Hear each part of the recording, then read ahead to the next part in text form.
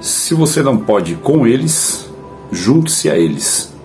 Uma estratégia já antiga de oponentes que, quando percebem que frontalmente não conseguem combater, se junta a eles disfarçadamente, o famoso cavalo de Troia, e depois que tem a vantagem do efeito surpresa, né, pegou de dentro para fora, como aconteceu exatamente com o cavalo de Troia, aí então faz o ataque e vai destruindo de dentro para fora. Outra estratégia de guerra que nós vemos, e isso aconteceu nas escrituras, quando não se pode vencer o oponente, ali no mano a mano mesmo, no corpo a corpo, no combate corporal da guerra, então usa-se algumas estratégias. Uma delas utilizadas pelo inimigo foi envenenar a água.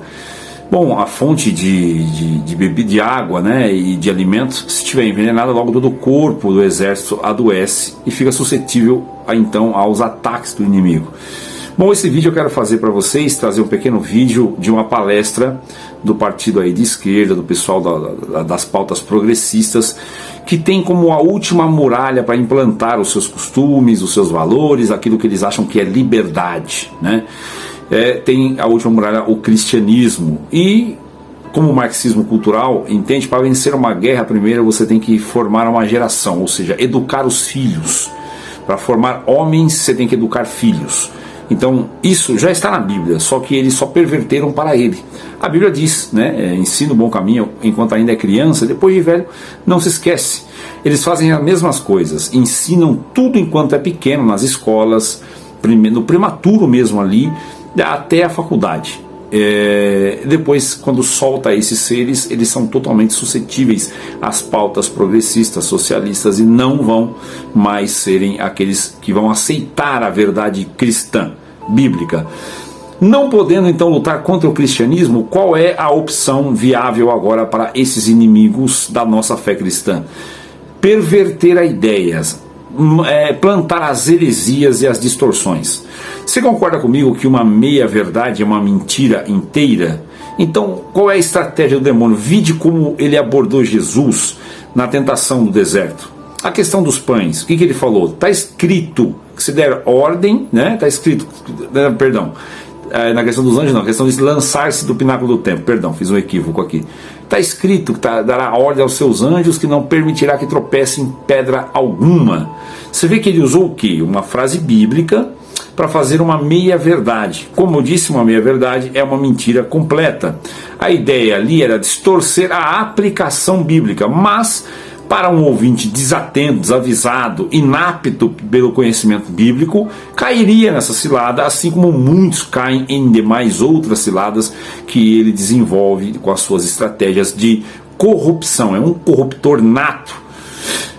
E ali a verdade era que aquele texto era bíblico, sim, mas a aplicação não. Por quê? Porque ela não transitava livremente dentro das escrituras sem encontrar uma contrariedade, um contra-argumento que invalidava aquela ideia de aplicação, não o texto em si, mas a ideia de como aplicá-lo. Veja bem que o Senhor diz, também está escrito, não tentarás o Senhor teu Deus. Ou seja, uma coisa anulou a outra, não anulou o texto, anulou a ideia equivocada da interpretação do texto. Eu quero mostrar para vocês um pequeno vídeo, para não esticar esse vídeo aqui demais, aonde um palestrante progressista dos partidos de esquerda estrategicamente está ilustrando como será então a abordagem agora a partir de então. Veja como é bastante assim sorrateiro e astuto. Assista comigo. Mas também vamos dar para ela políticas públicas. E o que isso vai dar para o presidente Lula e para o governo da esquerda? E para nós todos?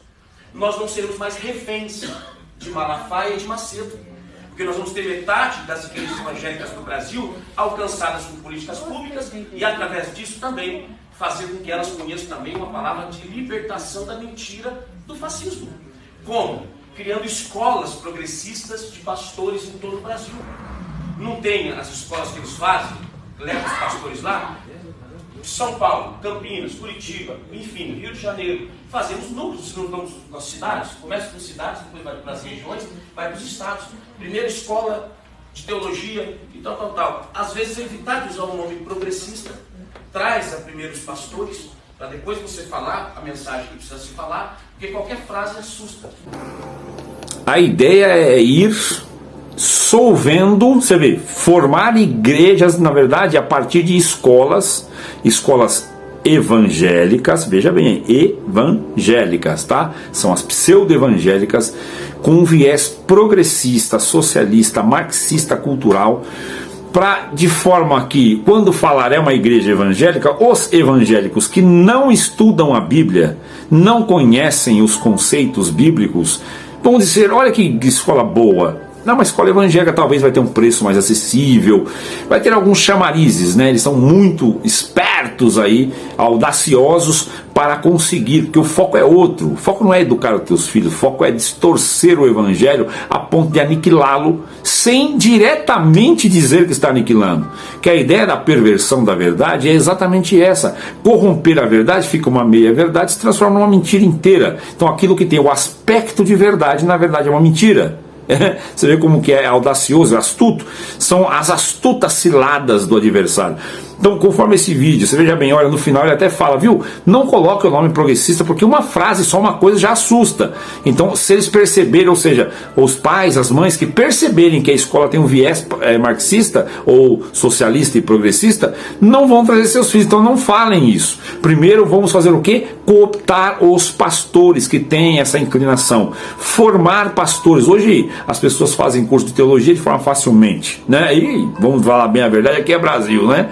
As pessoas até compram diplomas aí de outras profissões. Você imagina então teologia, se quiserem se passar por pseudo-teólogos, já que a ideia não é mesmo ensinar a palavra. Você vê como vai ser então daqui para frente. A guerra vai ser no campo bem oculto aos nossos olhos. Vai aparentar estar bom, ser bom. É o que eu sempre digo. O adversário sempre vem vestido de bondade, de amizade, de amor, né? De piedade, de compaixão. Ele não vem vestido de ódio, de ira, de guerra, de pecado. Irmãos, isso aí é o terreno dele, já está lá só quem realmente concorda, está em conformidade. Para cooptar, para surrupiar a mente dos cristãos, ele precisa se vestir de ovelha, queridos, ovelha, de coisa boa, de coisa agradável, de aspecto santo, humilde. É desses caracteres, é dessas vestimentas, dessas máscaras que ele vai se apresentar contra você, contra mim, contra a nossa casa. E os desavisados que não têm o discernimento não é só um dom do Espírito. O Espírito Santo não está ali ou aí em você ou em mim para prestar todo o serviço. Eu e você temos que ter engajamento na vida cristã e nos aplicar em oração e leitura bíblica, queridos, para aprendizado. Não, eu quero saber quem é a esposa de Caim, eu quero saber quem são as duas testemunhas de Apocalipse. Isso aí é perca de tempo. Você tem muito para aprender dentro da Escritura sobre o Evangelho e como percebê-lo. Mas então não devo saber essas coisas? Está errado? Quem quer? Estou falando que você está perdendo tempo enquanto você ainda não aprendeu o básico, porque o adversário te convence de que você já aprendeu o básico e está pronto para aprender os mistérios da Bíblia. E aí você vai correr atrás de saber coisas misteriosas. Nossa, o que aconteceu lá em 6 de Gênesis? Será mesmo que é os anjos que se relacionaram com as mulheres? Vamos estudar sobre curiosidade, sobre mistérios, e o evangelho todo lá para ser descoberto, e o adversário te convencendo que você já descobriu o evangelho, você já sabe o que é ele, não precisa mais. Eu já sei o que tem lá, eu já sei como fazer, agora quero descobrir coisas novas, né? Descobrir os mistérios bíblicos que muitos ainda não descobriram. E aí você entra por um caminho que você vai gastar o teu tempo. Presta bem atenção, o adversário quer que você gaste o teu tempo, ainda que conhecer a Bíblia em outros aspectos ainda é bom, não, claro que é bom, mas você está perdendo o tempo. Por quê? Porque você ainda não aprendeu o Evangelho em sua totalidade, a compreensão absoluta, para não ser pego de surpresa numa armadilha como essa, que alguém te fale as pautas a serem entregues e disciplinadas no seu filho, ao que vai ser ensinado para o teu filho. Você dê uma olhada, e se você não tem conhecimento profundo do que é Evangelho, você não vai perceber pequenas distorções que vão levar o teu filho para o caminho do engano. E quando você for ver, você gastou uma grana em escolas, pagando uma educação que você esperava ser de qualidade, vai nascer dentro da tua casa um filho contra você e contra os teus princípios e contra a pessoa de Cristo. E você gastou uma grana